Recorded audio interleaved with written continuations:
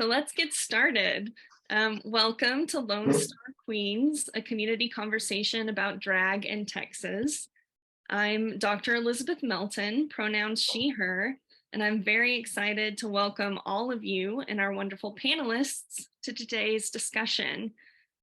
We've set aside an hour and a half for today's webinar, but our goal is to have our presentation wrap up in the first 45-50 minutes, and then we'll have time to talk. So we wanted to build in extra time because we don't want to come up to the last 5 minutes and have to shut the conversation down. So if you're available to stay on past the hour, the conversation will keep going. We're going to begin with a few simple introductions, and then we'll move forward with a bit of framing and contextualization of drag as an art form. So after all of our panelists have shared, we will open up for questions from all of you. And I'll say this again later, but our intention is to create a safe and respectful space for all of us to talk about drag, queer identity, and the current climate concerning these issues. And we welcome voices who may not already be pro-drag or fully understand what drag is, but this is a space for listening, witnessing, and respectfully engaging with the histories and stories that are going to be shared. So with that said, I'm very excited to introduce today's panelists. We are joined by Spirit Elder, pronouns they, them. Spirit is a non-binary Texas native currently based in Portland, Oregon, and they have an MA in Performance Studies from Texas A&M University, and their master's research focused on gender identity performance in media, including RuPaul's Drag Race. We also have Zach McKenzie, pronouns he, him. Zach is a Houston-based freelance journalist covering local and national LGBTQ stories, and he has interviewed drag queens, including Persephone, who's here today, and RuPaul's Drag Race finalist, Mistress Isabel Brooks. He's written about the art form for Outsmart Magazine, Houstonia Magazine, and The Knot. Also joining in this conversation, we are thrilled to have Persephone, pronouns she, her, a Houston-based drag queen. In 2021, Outsmart Magazine's Gayest and Greatest list named her the most divine drag queen. She performs all over Houston, and you can find her next events on her Instagram at Persephone Queen XO. So finally, as I've said before, I'm Dr. Elizabeth Melton. I'm a native East Texan who studies Texas identity and culture, and I have degrees in performance from Texas A&M University and the University of North Carolina at Chapel Hill. I currently serve as Public Engagement Director for the Institute for Diversity and Civic Life. And for those of you who are unfamiliar with IDCL, we are a nonprofit committed to researching, documenting, and fostering conversations about the rich diversity of Texas. Our mission is to advance more inclusive public spaces through storytelling, research, and education. And today's webinar is a bit of foreshadowing to an oral history collection called Texas Pride that we are currently developing and where we will share the stories of LGBTQ+ Texans. In addition to my work with IDCL, I also teach at Appalachian State University in Boone, North Carolina. And now North Carolina is one of many states that has recently proposed similar drag bans in their state legislation. So while our conversation today focuses on Texas, we want to be sure to invite everyone to bring their experiences and context into this conversation, as it is an issue of growing national concern. So with all of the introductions behind us, let's talk about drag. I want to start with a quote from Sasha Velour, who is a drag queen and winner of season 9 of RuPaul's Drag Race. This quote comes from her newly released book, which I highly recommend, The Big Reveal, an illustrated manifesto of drag. Sasha Velour explains, drag is an enduring act of transformation that cuts across boundaries of gender and culture. Drag reveals that who we really are and how people see us aren't fixed realities. They can be changed, perhaps just for the night, the length of a song, or even forever. Through constant transformations and reveals, drag embodies the queer possibility that exists in each of us, the infinite ways in which gender, reality, good taste, and art can be lived. End quote. Now, the history of drag is beautiful and sprawling. And unfortunately, we don't have time to fully delve into this rich history today. But I want to note that today's drag relies on specific conventions that are deeply rooted in the life and culture of 20th century queer experience. Modern drag has direct ties to the ballroom scene, pageant culture, and the development of different comedic styles like parody and satire. That said, what we understand as modern day drag, starting in the mid to late 20th century to today, has a multitude of precursors that represent a diverse range of performance and cultural traditions. So there are indigenous traditions from around the world that have highly complex understandings of gender and often incorporate transformative rituals that place a person's experience or identity outside of contemporary understandings of gender. Each of these rituals was highly specific to each community and their belief system. But taken together, we can begin to see a picture of how humankind has long been committed to exploring the boundaries of our experience and gender identities. At its root, that's what drag is. The work of many scholars in the realms of queer, gender, and sexuality studies, theater studies, performance studies, and many other disciplines demonstrate the pervasiveness of different types of gender presentation that have taken place both on stage and in everyday lives. So before we get further into our discussion of drag, we want to offer a really simple primer on the difference between sex and gender. As a side note, IDCL is hoping to follow this webinar on drag with another webinar about trans and intersex youth and the specific ways this legislation is putting them at risk. But today we are going to focus on these issues as they pertain to drag.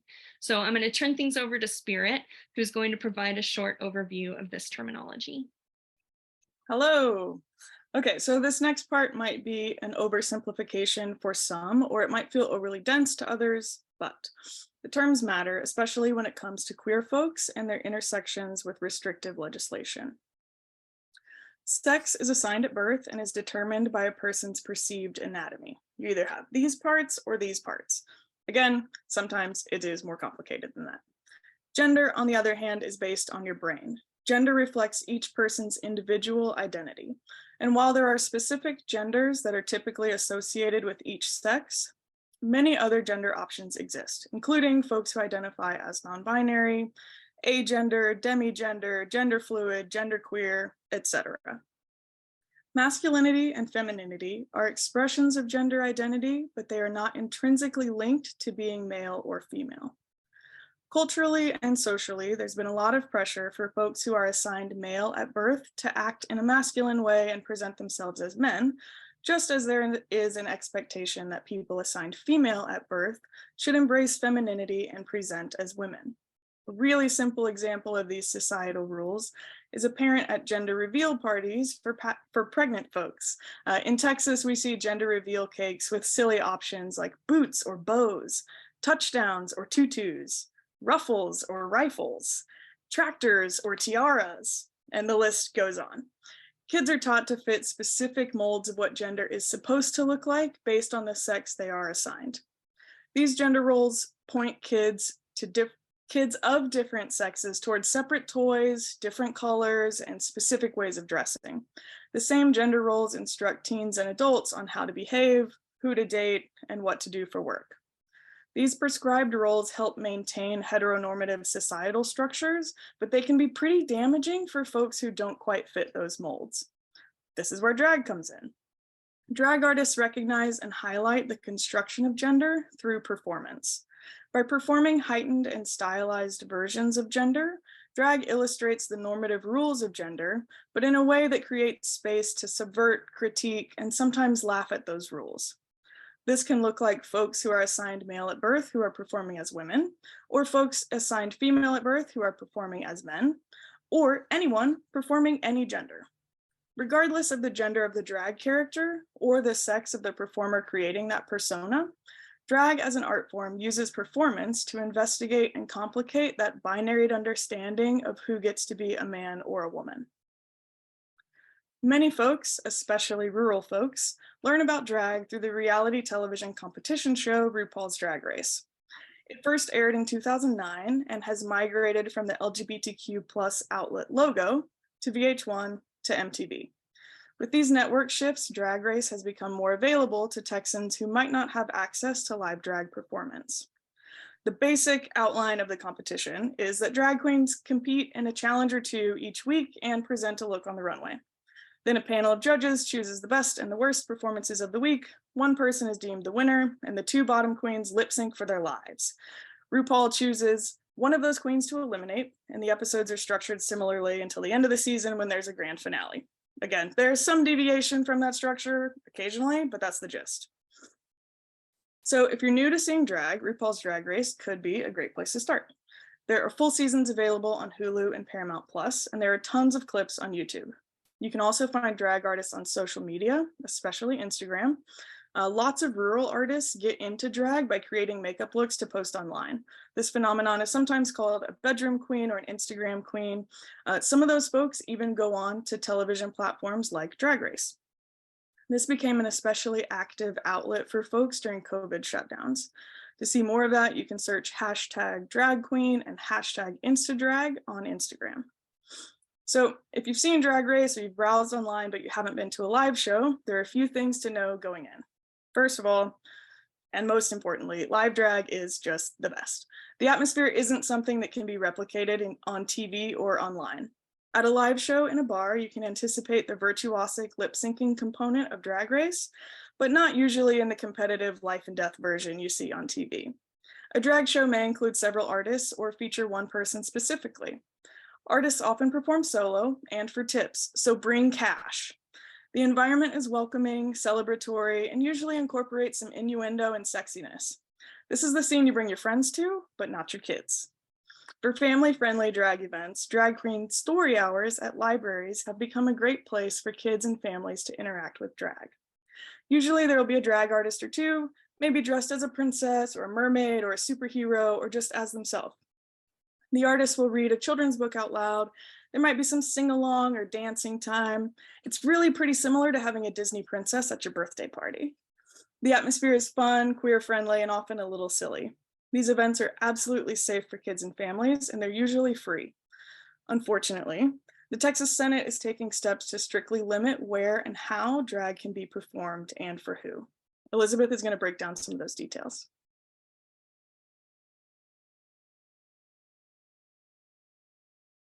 Oh, you're muted. I'm muted. There you go. Two bills have just passed in the Texas Senate, Senate Bill 12 and Senate Bill 1601. Senate Bill 1601 prohibits municipal libraries from hosting drag story hours, and Senate Bill 12 restricts and criminalizes a range of sexually oriented performances and explicitly identifies drag performances as a sexually oriented performance. Interestingly, the library bill accurately describes drag performers within the context of gender-based performance. It mentions nothing about sexualized performance. So this demonstrates that someone crafting the current legislation understands the difference between gender and sex and its relationship to drag. Senate Bill 12, which I'll refer to as the anti-drag bill, erroneously conflates sex with gender and fully misrepresents drag.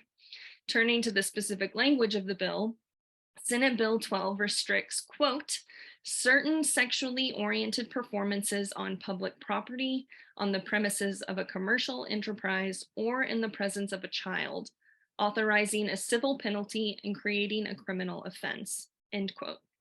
The bill defines sexually oriented performance in three ways. Sexually oriented performance is any nude performance. It is also vaguely defined as, quote, any other performer who engages in sexual conduct, whatever that means, end quote. And three, sexually oriented performance is defined as, quote, a male performer exhibiting as a female or a female performer exhibiting as a male who uses clothing, makeup, or other similar physical markers and who sings, lip syncs, dances, or otherwise performs before an audience, end quote. I'll just highlight that the language that they are using here to target drag artists focuses on sex using the terms male and female. Senate Bill 12 also references other penal codes that focus on public indecency. And obscene sexual acts. To give you an idea of this language, and I'm quoting the penal code here, obscene means material or a performance that the average person applying contemporary community standards would find that taken as a whole appeals to the prurient interest in sex, and taken as a whole lacks serious literary, artistic, political, and scientific value, end quote. Now, I can confidently state, as a person who studies performance traditions in the US, that drag does not lack serious artistic or political value. A few other notable details about Senate Bill 12. It takes effect September 1st, 2023, and does not include private property. Neither Senate Bill 12 nor Senate Bill 1601 is a recognized law yet. So the next steps are approval by the House, the Texas House of Representatives, and the governor. And unfortunately, with the current political climate in Texas, it is likely that these bills will pass. Now, the basic misunderstanding of this legislation is that it is conflating sex, and even more egregiously, sexual acts, and a vague understanding of obscenity with a performance style and artistic practice that is committed to exploring the boundaries and fluidity of gender and gender expression.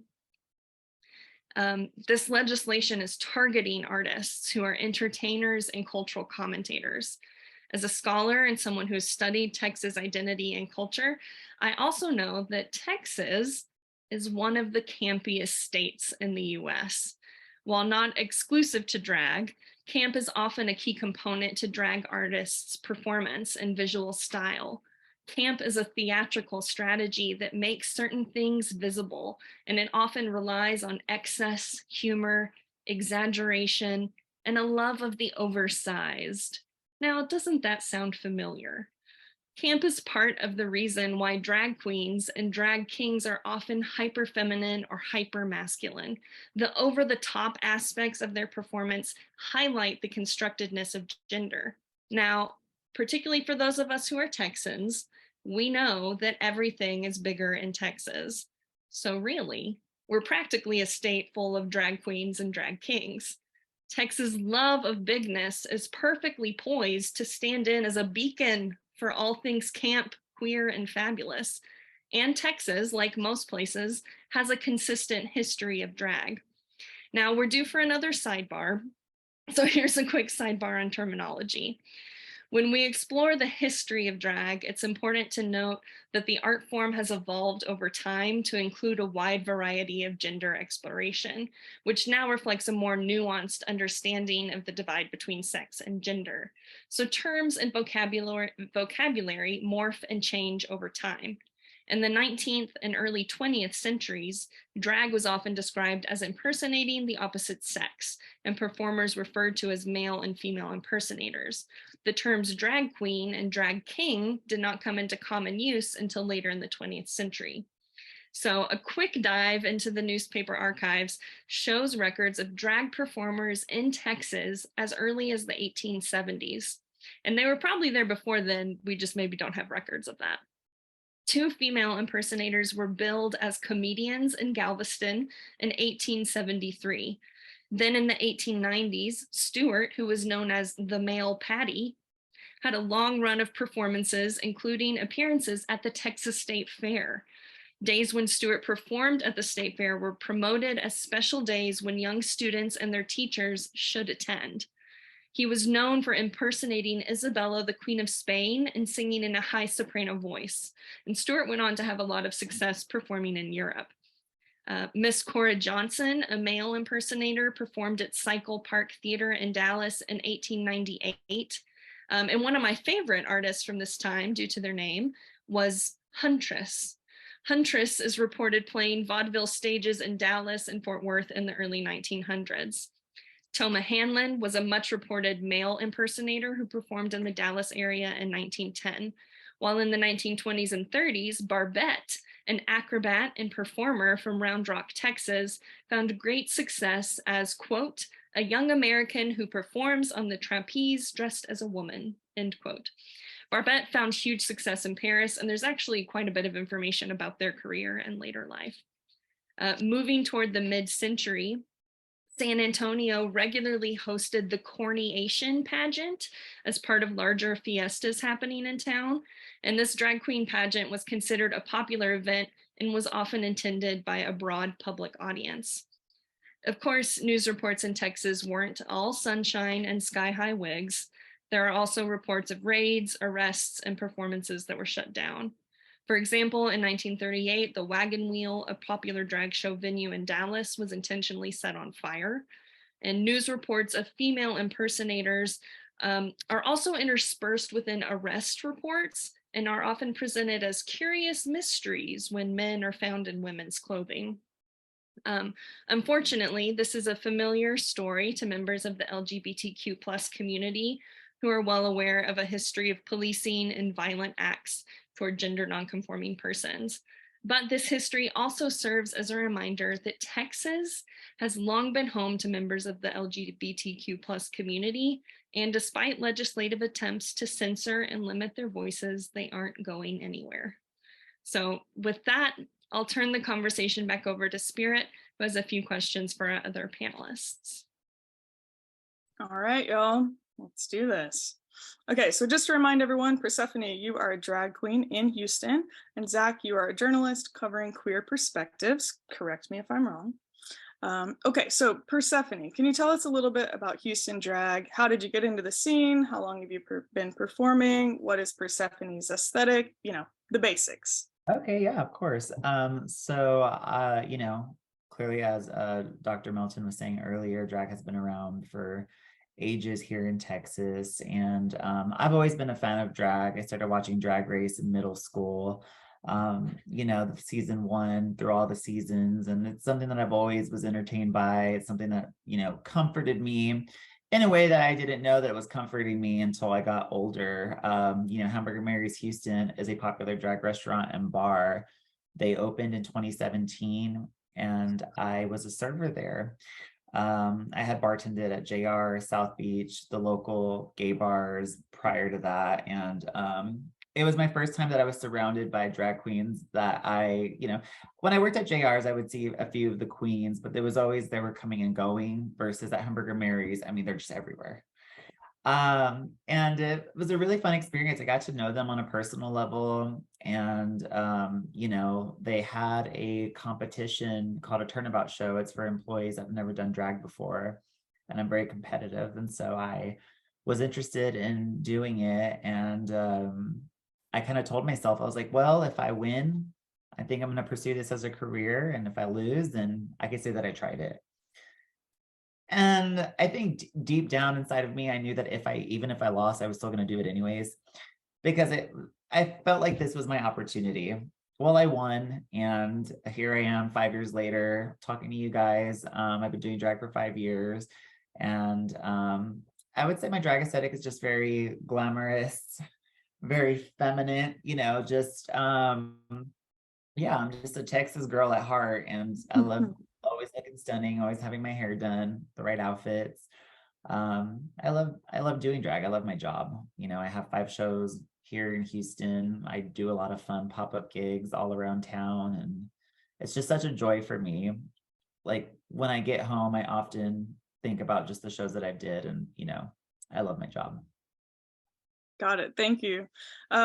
Zach, can you tell us a little bit about what it's like to cover the Houston drag scene? Like, what does your work look like there on a day-to-day basis? Are you mostly interviewing folks?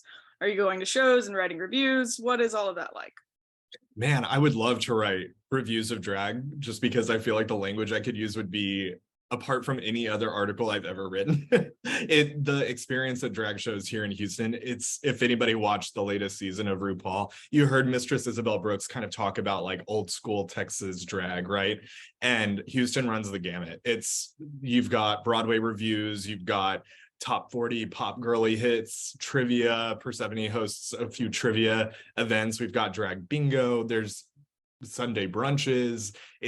Houston is where to go for a drag show every single day of the week, right? In terms of covering it, I've been lucky enough to cover drag before all of this kind of, to borrow Dr. Melton's word, erroneous legislation has kind of been introduced. I got to interview drag queens and drag artists before any of these laws kind of came to be, right? Or the conversation even started. And I hesitate to even call it conversation as much as distraction. That's what our politicians on the right here in Texas are very good at, is distracting from what's really important to Texans. And this is a case in point of that. I've been able to interview drag queens but prior to all of this, that talk about their art form, but more importantly, their job. I was half expecting the first time I started talking to drag queens to kind of be like, oh yeah, it's something fun I do on the weekends, make some extra money, you know? And then I found out very early on that this is a lot of these drag performers' full-time jobs, right? They take it very seriously. It's a lot of work, a lot of money, a lot of connections, and a lot of bravery these days. And even back then, right? It's never been like a 100% safe haven for members of the LGBTQ community. And our drag artists are out there dressed up very big and very out there and very physically who they are, right? Which is awesome. But since this distraction conversation has kind of happened, I've been able to kind of segue into just covering art as drag as the art form to more as art as the political statement, right? The fear mongering that has been taking place is insane. And so it's not lost on me, the bravery, and I reflect on it a lot, especially leading up to this conversation, the bravery of our drag artists, and that involves drag queens and drag kings. And I appreciate the inclusion of the drag kings in this conversation as well, because I'm half expecting them to say, oh, I don't really want to advertise like where I'm going to be performing because I don't want XYZ protesters to find out, right? But they're like, you can find me every Sunday here at, and they'll give the time, the location, because one of the queens that I've interviewed in the past made the point that it's a slippery slope of, if we begin to cower, if we begin to hide, if we begin to allow these forces to shut us up and send us back into either the closet or just back into our homes, those are safe spaces that are going to disappear, right? So drag queens are, and I've learned this just from knowing drag, from attending drag shows, but also from being able to interview and write about the art form, it's that they are on the front lines of the LGBTQ movement here in Texas. They're the ones that are fostering these safe spaces and also entertaining us at the same time.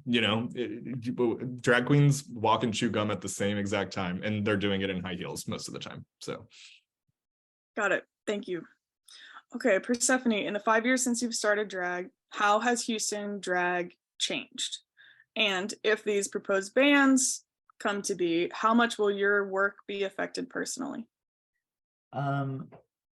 Drag from, 10 years ago, 5 years ago, I feel has expanded so much. It's very diverse.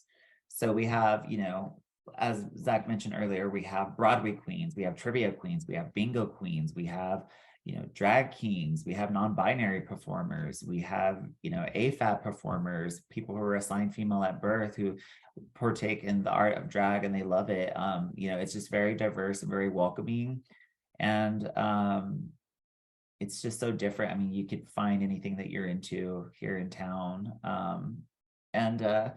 If these legislations were to go through, it would affect me. And, I'm very supportive and very lucky by the venues that I work at, that they have my back in case if anything were to happen. But I imagine that it would affect small businesses. Particularly, I have a brunch show and we have children that come there. We don't advertise it as, all ages, families welcome, but it's not 18 and up. We welcome anybody that wants to come through the door. And so I have a feeling that some of my venues are probably going to have to reassess and rethink what are we going to do to protect themselves, because at the end of the day, the business still wants to, make a profit, but they also want to care about our well-being and like what happens to us. Recently I had a situation where, I think I mentioned this to you guys, but we had somebody call TABC, which is a Texas Beverage, Alcoholic Commission. And they reported that I was getting naked in front of children, which was not true. I was a Sunday brunch show. I'm fully covered. I'm in pads. I'm wearing layers of tights. There is no way that that's going to happen. Right. So they sent someone to go out and investigate. And they looked at the footage and was like, there's nothing going wrong here. After doing all of that, they issued a formal apology and they closed the investigation. But, this is just aside from what you asked, but if something like this, were to pass, it just kind of also makes me think of like a waste of, people's time and efforts investigating, these silly claims about drag and things that we're not doing. So Yeah, I think that points to what Zach said about it being a distraction as well. And you speaking about small businesses, that is the exact question that I had for Zach, actually. How do you foresee the impact of this potential legislation on small businesses in Houston or Texas more widely? Yeah, I mean, before we even get into businesses, I was doing a little bit of research ahead of this, and a lot of the children being in the presence of drag aspect comes along with the conversation about drag time story hours that most typically take place at public libraries. So it's attacks across the board on anywhere that drag could possibly happen, right? In terms of small businesses, Persephone's Sunday brunch, I have happened to attend it, and it is one of the more fun Sundays I've ever had is attending this show, but it's also one of the more fun times that I've seen the staff at this particular establishment have, not that they dislike their jobs or anything, and I'm not speaking on behalf of them, but just walking around and interacting, and the Persephone's marching down the runway and somebody holding a plate of food is like dodging and ducking and trying to get around. And it's just, the atmosphere is so good. And it inspired me to tell more people, you need to check this out. You need to go. The food is great. The show is great. Everything it's the best Sunday you're going to have. You know what I mean? And so it's the fact that drag is being attacked. It's not just those performers. It's bringing in those Sunday brunch dollars. It's bringing in birthday party dollars. It's bringing in new business that otherwise wouldn't know about these establishments. Because as Persephone mentioned, Houston, the fourth largest city in the nation, it is vast. And so drag is happening all different places that you might not even know about unless you happen to follow these queens on social media. So just spreading word of mouth, getting new business in, and also supporting the art form. It even takes place at breweries here. You know what I mean? And so those are some of the most like packed nights I've seen at the brewery that is right around the corner from my place. Is like, I specifically avoid driving by it because on drag bingo nights, it's packed. Right. So it's across the board, it's going to have an impact, and it's going to have an impact on people who rely on those specifically almost weekend dollars. Right. Got it. I'm not an economist, but I can tell you, having done my fair share of drag brunches, it's gonna take a hit. All right, this next question is for Persephone. So I met a drag king recently in North Carolina, actually, who had just done a benefit show for drag performers in Tennessee who'd lost gigs when legislation passed there. And he said the bar was absolutely packed. Do you see any of those mutual aid shows happening in Houston right now? Oh, absolutely. I'm planning a show right now for the Defense Drag Fund by the ACLU. We're doing that sometime in May at the end of the school semester, which is coming up very soon. And, I've also spoken to a few other drag queens within the community who are also planning something similar. I always say, if you really want to enact change, we need, be on the front lines of our community, just sharing a post on social media and just, saying, oh, donate here, like that. No, you need to get out there. You need to get out there. You need to speak about it. And, I'm very fortunate that I feel at least most of my shows are not at your atypical gay bars or within the Montrose community. So I often meet a lot of people who've never seen drag before, or who have never witnessed drag, or even know what a drag queen is. My trivia show is not at a gay bar. My brunch show is not at a gay bar. Some of the other shows that I do within the community are not at gay bars. I recently hosted the Houston Art Card Parade, which welcomes people within the city and outside the city. And I'm walking down there and I see people staring at me, and I give them hellos and highs and all the things. I always welcome people. to ask me about it and to talk to me about it. You know, even on Facebook, you know, people say mean things. And you know, recently I had a spread in Houstonia magazine, Zach wrote, and I mean, it was really awesome. And I want to say a couple of days ago, I didn't notice that it was posted on Facebook, and I read a lot of the comments, and they weren't really nice, but I always still welcome those people to come to my shows and to talk to me. Like, you know, I had someone who's mentioned the other day, like, oh, this whole drag thing's just really taking over Texas. Like you know, recently, like, this is awful. And I was like, no, I was like, it's been here for a long time. Like, if you would love to have a conversation about it, my inbox is open. Like, I will gladly answer your questions. So to answer your question, yes, more of these benefit shows are coming, and I specifically want to plan them outside of the Montrose neighborhood because I want to reach as many people as I can.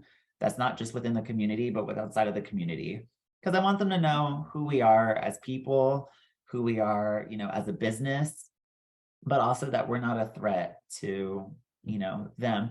I mean, these Republicans are like, you know, again, it's a big distraction. I mean, you know, there's bigger things to take care of. We could, you know, be talking about gun control for like the next few hours. You know, we could be talking about how Texas is number 40 in education, or how, you know, we have, you know, a pretty high percentage of children who, you know, don't, you know, get well fed within our state. And there's just bigger things to tackle. And these Republicans are coming for us because they think that we're going to just bow down and, you know, kind of hide in the shadows. They think that we're easy targets to attack or to do something. And it's not going to happen. So yeah, we will keep marching, and we will keep, you know, having these fundraisers.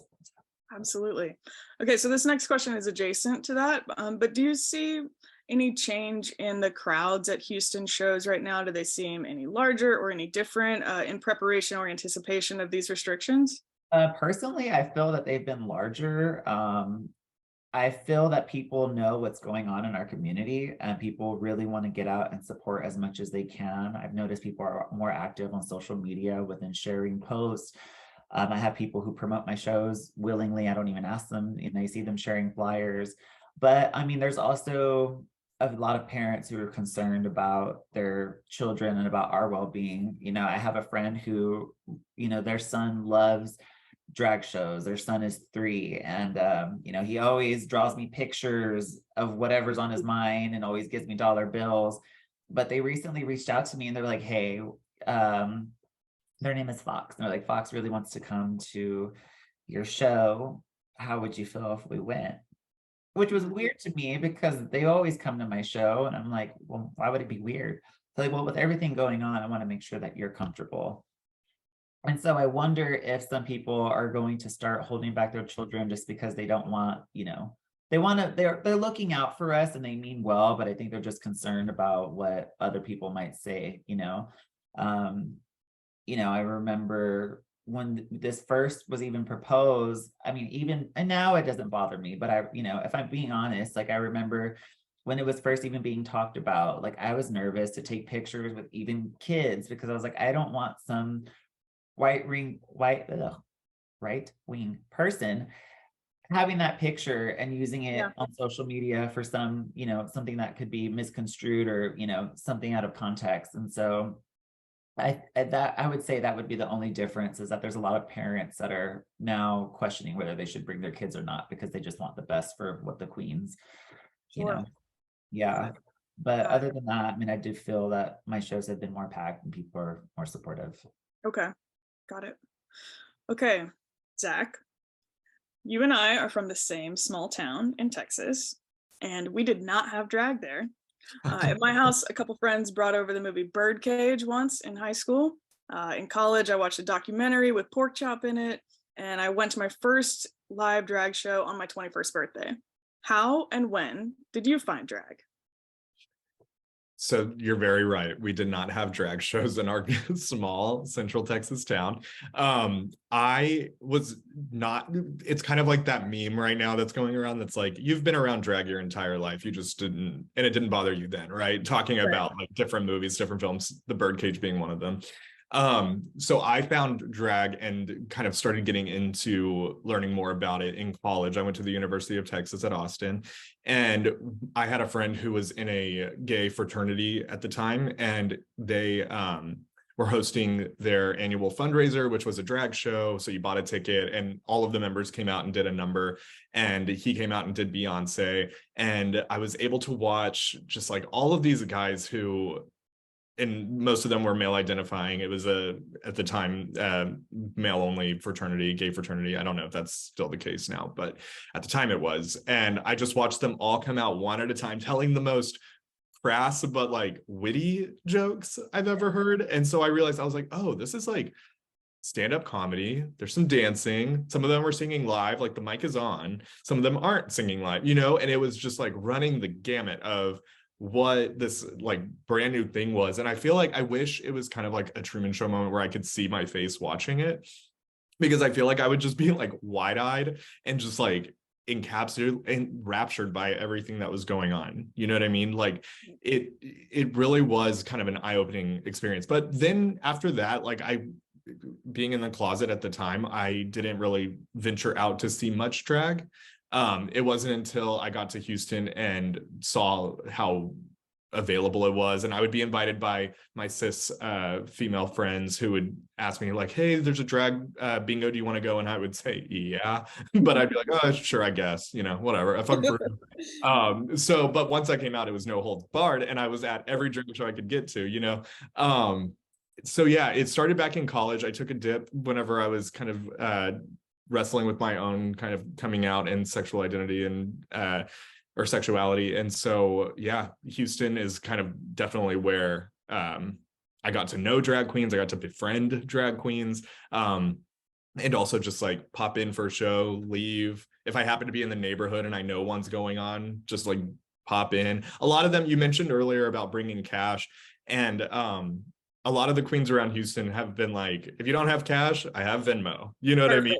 So it's the best to just be able to pop in and not feel like you're hindered by not having cash, because you don't want to ever go in and have a queen walk by you and just be like, nothing to do, you know? So if they have their Venmo, it's the perfect way to go and enjoy the show and still feel like you're supporting the queens. Persephone mentioned earlier about the Houstonia comments and or Houstonia magazine comments, and I just want to commend them for sure, because I write for Outsmart. You can see behind me, these are all my Outsmart covers, and they are on the front lines of covering LGBTQ plus stories nationally and locally specifically. And it's a lifeline for Houstonians, right? So whenever I was approached by Houstonia magazine to write this drag feature, we knew that it would be going out to the suburbs. We knew that it would be going out to places that Outsmart might not reach, which I commend them so much for that, because at a time when all this is going on, they really took a risk. And I also commend the queens for being so willing to do it, because I told them like, this is going to reach a pretty big audience. And they were like, great, when do I show up for the photo shoot? You know, like it's there. It was a blast. So all those comments, Persephone has more courage in her lace front than they have in their entire body. Amen. Okay, I have one more question, and it is sort of related to that for you, Zach. So when Elizabeth was talking about these historical representations that we see of drag, they largely come from press coverage. So how do you see your role in that, especially in online media? And do you think that there are rural kids discovering drag through press coverage online? And as a follow-up, do you feel that you are operating as a drag archivist? Oh my gosh, I want to add that to my LinkedIn right now. Drag archivist, yes. No, I don't take any credit for anything that's being done in the drag world, right? I was very clear whenever I was inviting people to tune into this or to participate that I would be speaking on behalf of myself as a journalist, but also just a fan of the art form, right? So to answer your first question, it is my biggest hope that my articles reach rural parts of the country, but also young people that have no access to MTV at this time with RuPaul, right? Kids who don't have the books that they could be reading because their towns have taken them out of libraries, right? So I'm very fortunate that Outsmart is both still in print, which is a blessing, but it's also online, and it's a lifeline for people to be able to check out different things. Persephone's award for gayest and greatest, it's a yearly award program that Outsmart puts on, where we vote as a community for the best of the best in queer business owners, artists, etc. And it's just become a resource for people here in the city.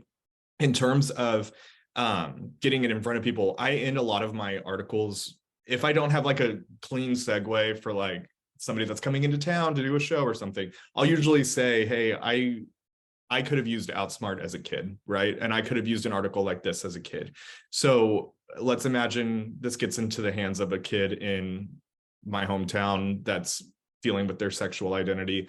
What would you say to them? Like, what would your advice be, right? So in a way, yes, I definitely hope that it gets in front of them, but I also just hope my articles get in front of people of all ages. I didn't come out until I was in my late 20s, well out of my hometown, where I didn't feel super comfortable being my true self. So yeah, I definitely think kids, adults, anyone, especially people who are interested in drag. And then in terms of drag archivist, yeah, I mean, people ask me why I like writing so much, and it's like storytelling, and then also the fact that the written word lives on, right? And so I'm excited for a group of people to get together and do another chat about drag in 10 to 20 years, and maybe they're pulling one of my articles about Persephone out, and they're able to reference this. I think just the more education, awareness, and activism that we can do is key, right? So it's a privilege for me to be able to write about drag. I know that these performers and these artists don't have all of the time in the world to give, because they are hustling and they're getting out there and performing and putting together outfits and learning lyrics and putting together trivia questions, all of it. So it's a privilege for me. And if I could play a part in sharing their stories, and that's the icing on top of the cake. Got it. Thank you. Okay, we might be ready to field some questions from attendees. Yes. First of all, thank you so much to Zach, Persephone, and Spirit. I love hearing y'all talk to one another and share your stories. Before we open up for questions, I want to reiterate our call to ethical engagement during today's talk, and we welcome all voices. And just want to reinforce that this is a space for respectfully engaging with our panelists and one another. For those of you who have questions, you are welcome to turn your camera on, raise your hand, or simply input a question in the chat, and I can kind of field those out to different folks. I know Diana already shared with me that she has something she'd like to share, so Diana. Oh, you're muted.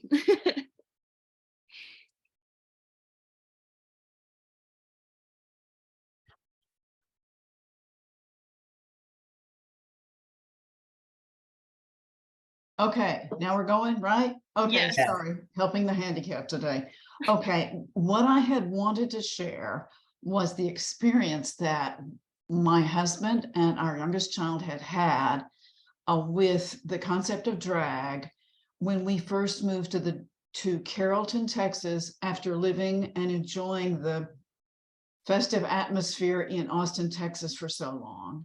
We felt like we had gone to Alphaville and everything was cardboard, and we were sort of lost and depressed.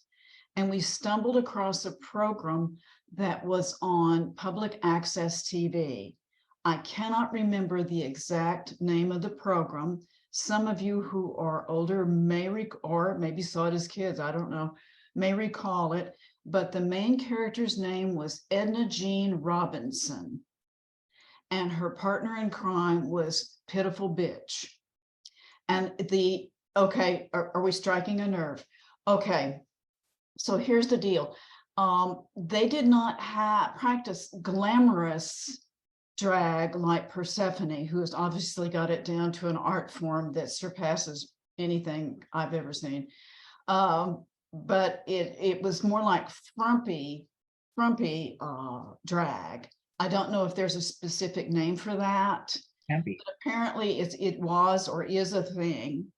And just to let you know that this particular character did win a beauty contest as part of her plot line, and she was named Miss Big Thicket. And you can make of that what you will. Okay. Okay, so anyway, so we're watching this show, and it was just hilarious. It was a revelation.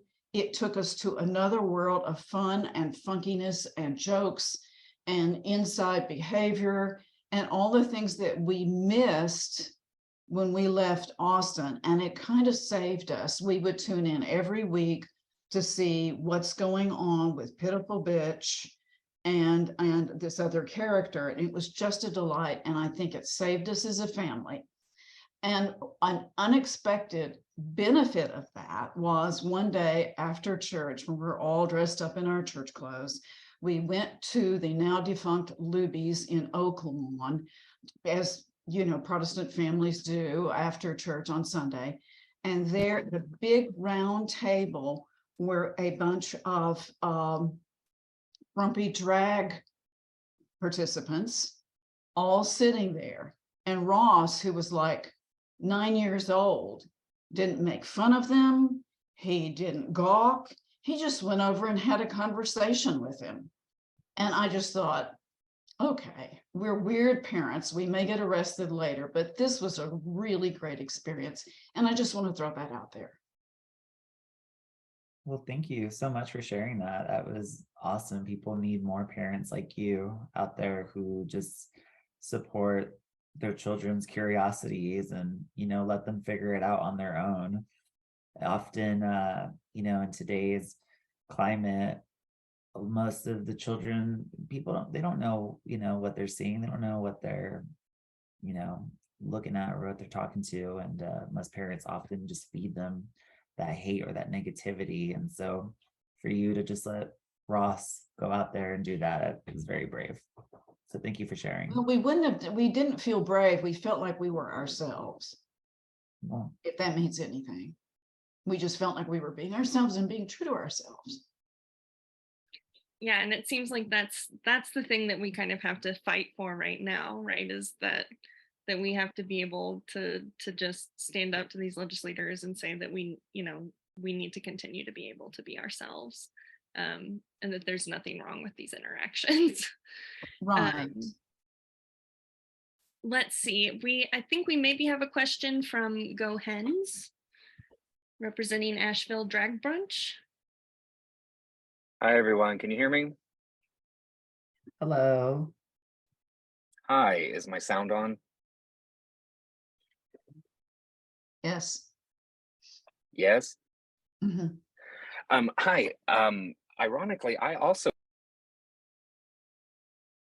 Oh, it muted. Ironically, I also work at Appalachian State University. Hello, neighbor. My name is Go, and I'm the producer of Asheville Drag Brunch in Western North Carolina, a town called Asheville, which is wonderfully diverse. I've been doing drag since 1993 and run a formal nonprofit called Bearded Lady Productions. And we have 44 shows this year. Everything we do is a fundraiser. My question is action oriented because we're all wondering what to do. And I guess this is maybe a group question or a panel question. What would you say are the most effective ways that we can use our voice or our action or our dollars at this point in time? Because the same thing is happening, Florida, Tennessee, Missouri, North Carolina, it's all starting to domino. So what is your opinion of the most effective way we as a community can fight back or push back? I just feels like it's a landslide and I don't really know what to do other than give money to the people who are trying to fight the good fight. That's all. Thanks. I mean, I think one thing that you certainly can do is be vocal in your community. One, of course, give money to these organizations, but really just bring awareness to people. And if you have the time and you have the availability, get out on the front lines, call your state representatives. get people out there and encourage people to go vote year round. I mean, every time it's, a new election season, I'm always asking people, hey, do you need a ride to go vote? Like, let's go do this together. This is what's on the line. And at least for me, anytime I end a show, I don't like to make my shows too political, but I always end it with something that's going on. And, I'm like, hey, if you really want to support us, this is what's going on, and this is how you can fight this. So always just end something with a short message and just really getting people out there. I mean, that's what that's at least what I can say. Yeah, and I would absolutely echo what Persephone said about being on the front lines. A lot of the videos that are going kind of around that are bringing awareness to the opposition towards the legislature right now are the people at the Capitol, at the Texas State Capitol, that are able, and it's a privilege to be able to be there during the week and at the time that a lot of these videos are being shot. But like, if you're able to get there and make noise, that's what's going to turn the tide, in my opinion, right? If they saw that nobody really cared about this and nobody was really, they were like, I guess Republicans win again or whatever, I think that would be kind of defeatist. So I think the more momentum we can get, it's power in numbers, right? It's power in numbers of dollars. It's power of numbers at these shows to show these business owners exactly what we're coming to these venues for. And also, Persephone hit the nail on the head, is just voting in Texas, at least. I know here in Harris County, you can sign up to become a deputy volunteer registrar, and you can register people to vote all year round up until a certain point.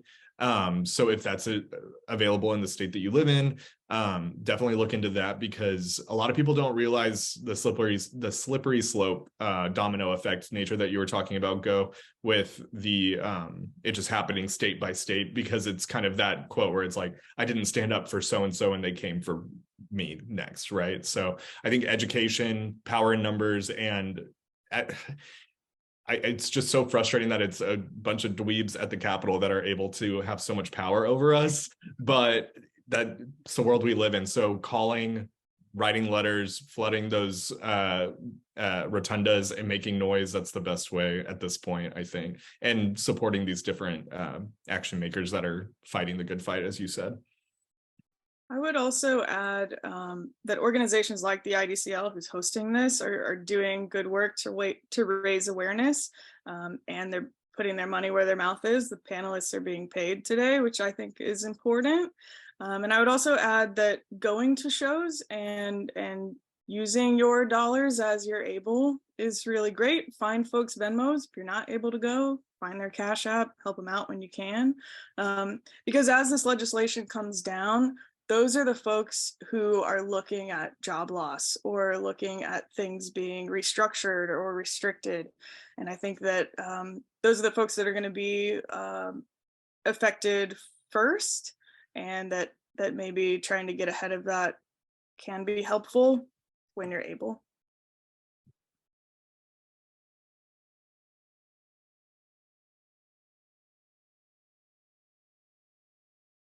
Let's see, it looks like we have another question from Shannon. Hi, can y'all hear me? Yes. Okay, I'm a big fan of RuPaul. My friends and I have a watch party for it every week when it was on. And with the last season, Sasha Colby winning, I think she became like the 4th trans person to win. Do you think that like that level of mainstream like representation has impacted like acceptance of like more gender fluidity within the drag community kind of as a whole, and not just on like a traditional media level?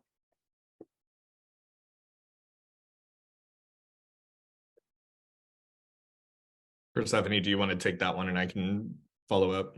I was looking at you because I thought you were going to take that one. No, absolutely. I mean, like I said, I've mentioned from 5 years ago, I've, seen many drag kings and queens and, AFAB performers all over Houston. And it's really, just opened up such a, it's opened so much to different communities, and it's opened so much to just like, in television, we also have, RuPaul's Drag Race isn't just, you shouldn't just watch RuPaul's Drag Race and say, this is what drag is. It's so much more than that. We have Dragula, we have, these other different shows that are, you know, on different televisions and different channels and things like that. And everyone's different. And I do think that having a POC trans winner really does celebrate diversity.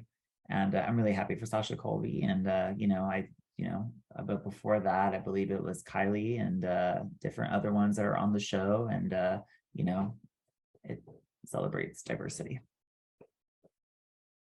Yeah, I'll just add, as if I have a leg to stand on after Persephone just spoke, but as a viewer of the show as well, I think the conversation about trans performers being participants and what that looks like, and the conversation and discourse that was kind of going on around that time that we started to introduce trans performers to the program, that just goes to show what conversation, but also what public support can do for changing systems, right?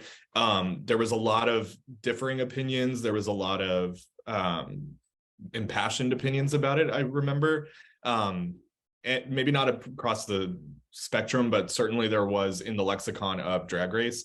And so I think that just is a really good example of what visibility and representation can do for an entire people, right? Because it's not really discussed that much, but within the LGBTQ community, there's a lot of division between all the different letters and the different ways people identify and the ways people choose to express their sexuality. So I think by Sasha Colby winning and other trans contestants winning, it's really just indicative of pushing the line further and further and further towards acceptance and representation.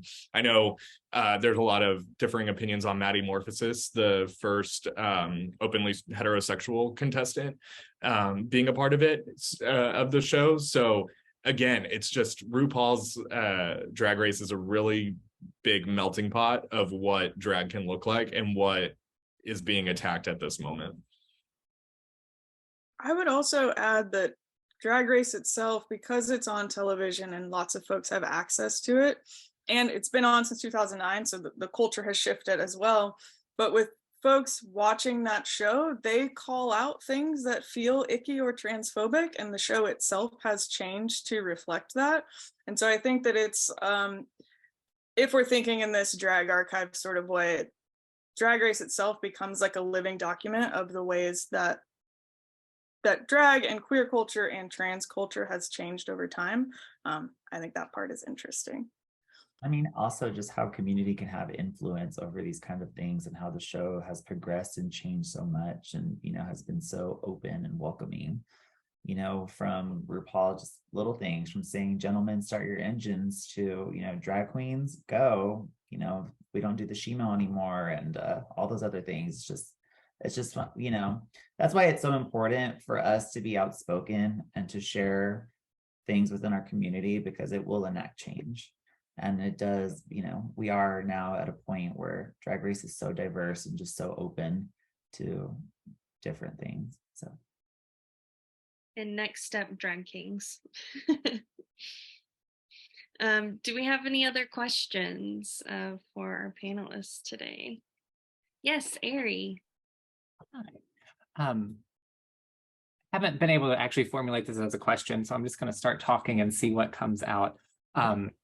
I'm a yoga therapist and I work with different bodies, and one of the things that I see in drag that's so powerful is kind of the acceptance of larger bodies, of queer bodies, of different ways of making things, ugly or beautiful, and it's part of the show and it's okay. And I guess I just want to speak to that value too, of stepping outside of the context of fighting for rights against the, demagogues trying to take over. This level of actual real value to everyone, to people who maybe don't have traditionally beautiful bodies, who does? And in a world of, AI technology where everybody can look kind of beautiful and like perfect, to have these performers out there that are deliberately, some of my favorite drags are the ones that look deliberately off or a little bit too much. And it's, again, I don't know where the question is there, but maybe you could speak to that more. I mean, that's the important part about drag, is that we're there to make people smile, and we're there to create a safe space for all people. Um, you know, like I said, I like to consider myself more of the, glamorous, soft, feminine kind of queen. But at my shows, I do book plus size girls. I do book drag kings. I like to, have different representations of different bodies, ethnicities, styles of drag, because I want people who come to my show to see someone, whether it's me or the person next to me, and you don't know what that person's going through. And so for them to see someone who looks like them, maybe they want to be a drag performer.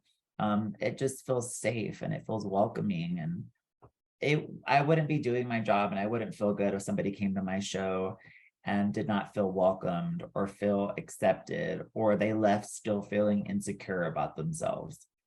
And that's why, I agree with you. I think that's the beautiful part about drag, is that it can be, an array of things. You can be a skinny queen, you can be a plus size queen, you can be a bearded queen, you can be a bearded plus size queen, you can be whatever you want to be. And that's really important.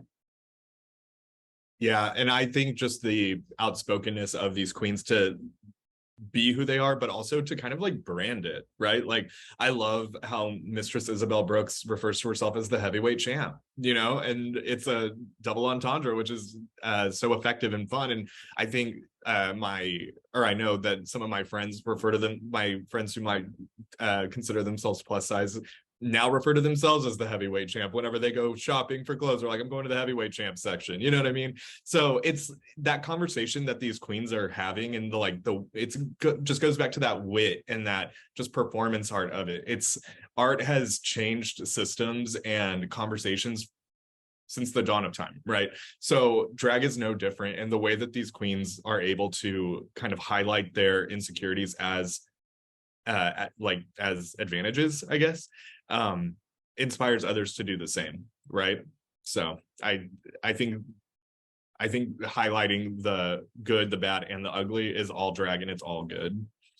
Yeah, absolutely. And I think, like, when we look at Jinx Monsoon, when she was first on Drag Race, she introduced herself as Seattle's premier Jewish narcoleptic drag queen. And so it's just about like acknowledging who you are and celebrating that no matter what it is. And it's that practice of pushing boundaries, right? And kind of showing society itself. And so getting to go to those extremes of who we are and celebrating it can help, kind of release the rest of us as well. Exactly. Any other questions for our panelists today? The discussion so far has been really, really fascinating. Brad, were you gearing up for a question? I just wanted to say that I love the inclusivity of drag. And one thing that reminds me of is I recently saw a documentary about the club Numbers in Houston. And Numbers always struck me as the number one place where anybody could go and be anything they want. And it was all inclusive, which I loved so much. But I'm just in support of everything that we're talking about today. And I love that Persephone said, go out to the shows. That's the number way to participate. So I'm going to be bringing as many friends as I can find to as many shows to support drag. So thank you all. Thank you. I'm a big Persephone fan. So. And I recommend anybody that can see that documentary to definitely see it. It's a great, I forget the name of it, Brad, perhaps you remember it. If not, we can maybe share with folks. Oh, do you know it, Persephone? Friday in Love. Yes. And it's about a gay bar here in Houston, but it touches on the drag scene and the queer scene and just everything like that. So it's definitely a resource for others to watch as well. And that's a great little lead into the fact that after this, we're going to send out, probably next week, we'll get a reading and viewing list of ideas of things that if you want to learn more about drag, if you want to watch more drag, if you want to know where to see Persephone shows or what to read that Zach's written, we'll send that out and share that so that we can circulate and continue to educate ourselves and then to educate others that we come into contact with. I think we have time for one last question. And we just wanted to ask, before we leave, Zach and Persephone, do either of you have any upcoming events or articles that you'd like folks to know about?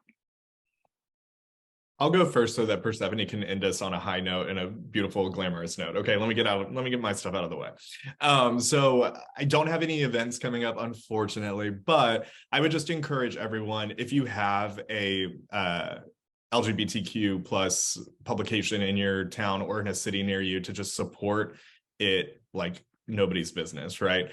Like I was alluding to earlier, these publications are lifelines. They are resources. Outsmart magazine is ours here in Houston, but we cover national stories, but also really hone in on the local aspect of it.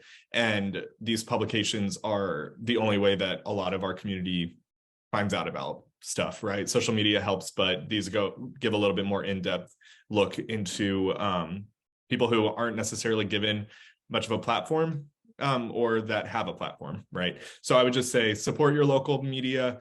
Check out Outsmart if you want. I'll include some articles in the show notes. Show notes is like, this is a podcast, and the resource guide.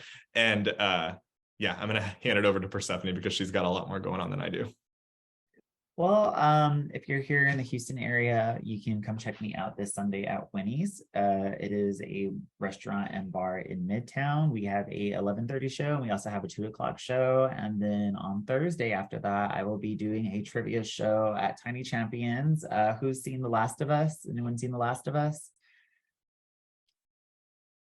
It's a really good show. We had a sold out show last week, and people were asking us to do a second show. So we're doing a second show this Thursday. And then after that, I will be back at the Nook, which we also do a drag race viewing party every Friday. So we're going to be getting ready, warming up people for the new All-Star season. In the chat, I did put my Instagram handle in there. As I mentioned, I post all my flyers and all my events on my Instagram account. So feel free to check me out. Even, events like this, here being a panelist and talking to you guys and answering your questions. Keep up with me when I do more things like that. So, Spirit, any parting words? Nope. All right, well, I'll say thank you to our wonderful panelists today. I've really enjoyed having this conversation. And this was obviously recorded, so it will be made available later, and we'll follow up with more information. And if you or anyone that you know of is interested in being interviewed for IDCL's Texas Pride Oral History Collection, you can let me know. My contact information will be included in the follow-up stuff. So thank you, everyone. Thank you so much for having me, and thank you everybody for your questions. And thank you, Spirit. Thank you, Zach. And so, yes, I hope y'all have a wonderful day. Thank you.